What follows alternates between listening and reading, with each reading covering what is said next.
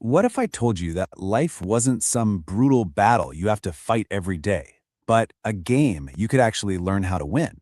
Well, that's the wild idea at the core of Florence Scovel Shinn's 1925 classic, The Game of Life and How to Play It. In this explainer, we're going to dive into her wisdom that's, believe it or not, a century old to figure out the rules, the strategies, and the mindset for playing and winning. Okay, let's just start with this one idea because it changes everything. Shin comes along and says, hey, life doesn't operate on brute force. It operates on a set of spiritual laws. If you see it as a battle, you're always going to be fighting, always exhausted. But if you can see it as a game, you can learn the rules and, actually start winning. So what does this actually look like in real life? Well, on the left, you have the battle mentality. That's all about struggle, conflict, resistance. They're constantly pushing against something.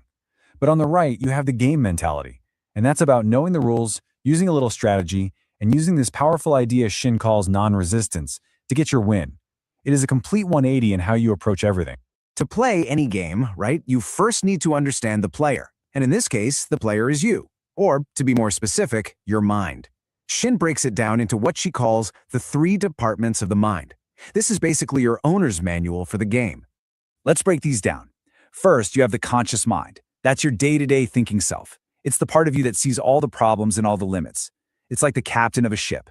Then there's the subconscious. Think of this as the engine room. It's just pure, raw power. And it follows every single order the captain gives it. No questions asked. And finally, the superconscious. That's your higher self, your divine GPS. It's the source of all your best ideas and your perfect life plan. The whole trick to winning is getting the captain, the engine room, and the GPS all working together. Shin gives us this incredible metaphor for how it all works. She says the imagination is like a pair of scissors. It's constantly cutting out the pictures you hold in your mind. And these pictures, these mental images, are then handed straight over to the subconscious, which gets to work making them your reality. The thing to remember here is that you are always imagining something, whether you realize it or not. And this just shows you how seriously the subconscious takes its job. Shin tells this pretty chilling story about a young girl who used to play a game where she pretended to be a widow. She'd dress up in black, and everyone thought it was just, a harmless game. But that repeated image got burned into her subconscious mind. Years and years later, she married a man she absolutely adored, and he died shortly after. That childhood game became this heartbreaking reality. Okay, so if your mind is the player, what are the rules of the game? Shin says that just like gravity, there are these invisible spiritual laws that are always running the show. Understanding them is like someone handing you the official rule book. The first rule, and honestly, the most important one, is the law of sowing and reaping. You probably know it as karma. Shin describes it as a giant game of boomerangs. Whatever you send out, your thoughts, your words, your actions, it's going to circle right back around and come back to you. There are no exceptions to this rule. And this law works with laser precision, for good and for bad. If you send out hate, you get hate back. You criticize others, you'll be criticized. You cheat someone, you'll get cheated. But here's the beautiful part. The opposite is just as true. If you sow love, you reap love. If you truly want other people to succeed, that success finds its way back to you too. And it's not just your actions. Your words are just as powerful. Shin tells the story about a woman who had a ton of stuff, a big, beautiful home, but she got tired of managing it all.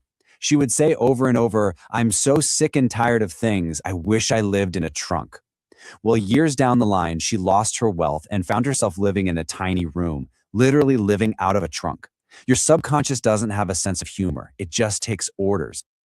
Now, for a more advanced rule, this one's a bit of a mind bender. The law of non-resistance. It basically says that the more you fight and struggle against a bad situation, the more power you give it. But if you can face it without fear, without resisting it, it just dissolves. It seems backward, but think about it. Water is totally non-resistant, right? And it can eventually wear away solid rock. So how do you actually do this? Shin's advice is wild. Bless your enemy. When you send genuine goodwill to someone who's trying to hurt you, you completely neutralize their attack. You literally take away their ammo. Their negative energy has nothing to push against, and through spiritual law, it gets transformed into a blessing for you. So, we've got the player's manual and we've got the rule book. Now for the really fun part, the winning strategy. It's not enough to just know the rules. You have to know how to use them to actually win the game. The absolute cornerstone of Shin's whole strategy is something she calls active faith. This isn't just sitting around and wishing for things, it's an action. Active faith means you start taking real-world steps that show you believe what you've asked for is already on its way, even when there's zero evidence of it. And to show you just how powerful this is, Shinn tells this amazing story. There was a woman who was desperate for an apartment in New York City, and this was during a crazy housing shortage. It was basically impossible. All her friends were telling her, just give up, put your stuff in storage, but she just refused to believe it. So her logical brain, right, her conscious mind, was filled with doubt. It was screaming at her, don't you dare buy new blankets for a new apartment. You might not get one, and then what? But she made a choice to act out of faith instead. She actually said to herself, I'll dig my ditches by buying the blankets. That was her bold move, her act of active faith. And what do you think happened? By going out and buying those blankets, she sent this loud, clear message to her subconscious mind that said, hey, this apartment is a done deal. That simple act of faith created this powerful expectation and, boom, she miraculously found the perfect apartment and was chosen over 200 other applicants. The blankets proved she was ready to receive it. So how do we actually put all this into practice? Shinn's winning strategy really boils down to 4 key moves. First, speak the word. Use affirmations to state exactly what you want like it's already happened. Second, follow your intuition. Listen to those gut feelings. They're direct messages from your superconscious. Third, cast the burden. You have to let go of the worry and hand it over to your higher self. And finally, number 4, show active faith. Go dig your ditches, buy the blankets. Do something that proves you're ready for your win. You know, Shinn compares our thoughts and our words to making a record.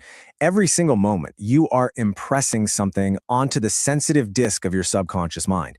And those impressions, they become the reality you live tomorrow. So the question isn't if you're playing the game. You're always playing. The real question is, what game are you choosing to play and what kind of future are you recording for yourself starting right now?